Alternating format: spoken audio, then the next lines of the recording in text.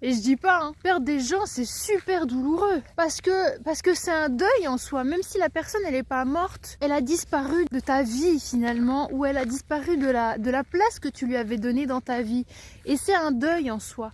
Mais en réalité, c'est un deuil qui est nécessaire parce que ça va, tu sais, la vie elle aime pas le vide, donc elle va forcément venir remplir cette place qui a été retirée à la personne, elle va la remplir par autre chose. Et si tu commences à te choisir, elle va commencer à la remplir avec des choses qui te correspondent véritablement à toi. Et c'est que du bénéfice.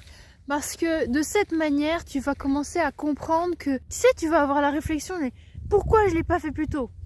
Alors je te dis pas, hein, moi aussi j'ai vécu des déceptions en me rendant compte du véritable visage de certaines personnes que j'affectionnais particulièrement, que j'avais placé à une place importante. J'ai souffert, mais finalement je me rends compte que ça fait de la place, ça fait du vide, ça me permet de garder mon énergie pour moi, pour me concentrer sur mes priorités, sur ce qui crée de la valeur pour moi, alors qu'auparavant j'aurais eu tendance à dépenser mon énergie et mon temps avec des personnes qui n'en valaient pas suffisamment la peine et qui potentiellement pouvaient me faire douter. Et ça, le doute, c'est bien, mais c'est très nocif et vaut mieux que le doute vienne de toi-même plutôt que des autres. Tout ce qui doit être désagréable, tu dois le vivre, ça doit provenir de toi.